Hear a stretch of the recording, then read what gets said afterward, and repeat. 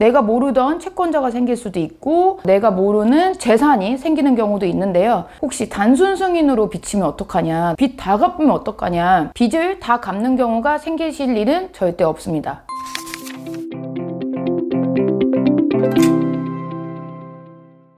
안녕하세요. 여러분의 상속메이트 최혜리 변호사입니다. 오늘 말씀드릴 주제는 한정 승인이 끝나고 이제 청산 절차를 하셔야 되잖아요. 이때 임의 배당을 하는 경우에 조심할 부분들이 좀 있고 또 많은 궁금증이 있으신 것 같아서 이 부분에 대해서 말씀드리려고 하는 것입니다. 첫 번째로는요, 한정 승인을 한 곳에서 청산 절차까지 하시는 게 좋거든요. 그런데 이런 경우가 있어요.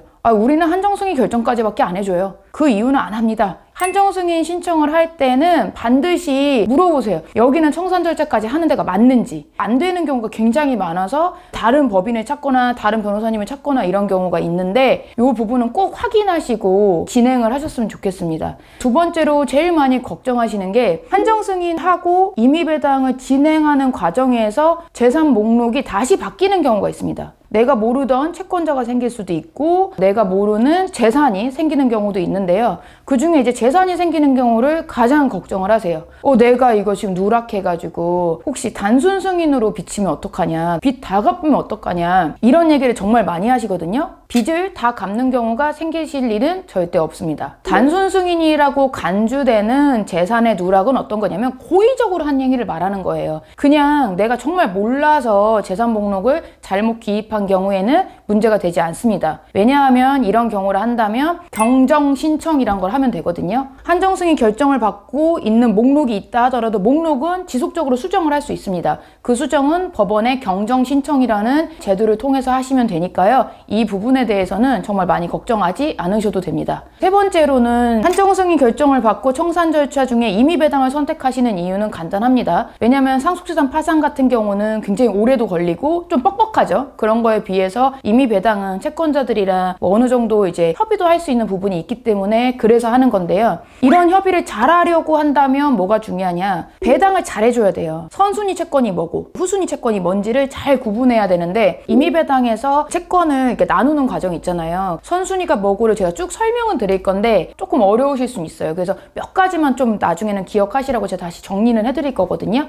우선적으로 만약에 부동산이 경매가 되어서 그렇게 해서 현금이 생겼다. 이런 경우라면 경매 비용이 제일 먼저 빠집니다. 한마디로 채권자가 내 걸 경매시키기 위해서 상속에 따른 취득세도 납부했고 그 다음에 뭐 경매 집행 비용도 납부했다. 그럼 그 채권자가 그 비용을 제일 먼저 가져갑니다. 그런 다음에 두 번째로 제일 많이 얘기가 되고 이 부분은 무조건 빠진다 라고 하는 제일 최선순위 채권이 있거든요. 그게 뭐냐면 첫 번째로는 임금이에요. 임금. 만약에 우리 피상속인이 회사를 운영하셨다고 했을 때 그러면 우리 근로자들은 갑자기 임금을 못 받게 되잖아요. 그래서 굉장히 많이들 걱정하시지만 사실상 최선순위라고 보시면 됩니다. 경매 비용 빼고는 제일 먼저 받는 거라서 그렇거든요. 근데 다 받을 수 있는 건 아니고요. 3개월치 임금이랑 그리고 3년치 퇴직금은 최선순위라고 보시면 됩니다. 우리 사장님이 5개월 정도를 내 월급을 밀린 거예요. 이때는 3개월만 먼저 받고 2개월은 그 다음에 뒤에 이제 채권 순위로 빠지거든요.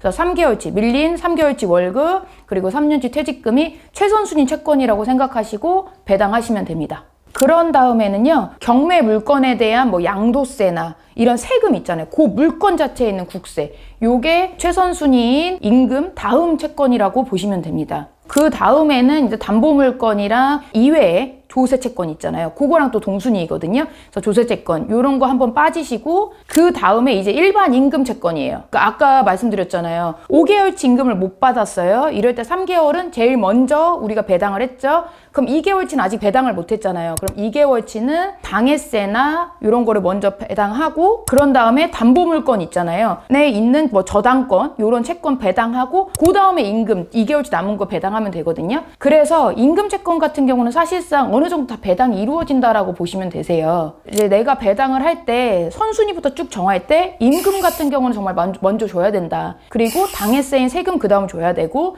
그 다음 담보 돼 있는 저당권 이런 거 먼저 줘야 되고 담보물건이랑 이제 뭐 세금 같이 주는 거죠. 그 다음은 거의 다 안분배당으로 많이 끝나거든요. 임금까지만 끝나면. 그래서 그거는 많이 조심을 하시면 사실은 임의배당이 그렇게 어려운 절차는 아니니까 순서만 잘 지키면 문제는 없으시니까 너무 걱정은 안 하셔도 됩니다.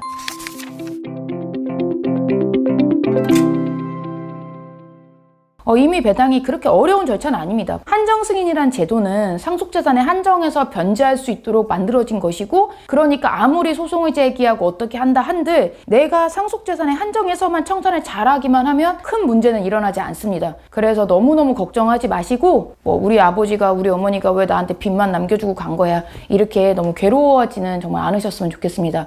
오늘의 영상 도움이 되셨기를 바라겠고요. 구독과 좋아요 눌러주세요. 감사합니다.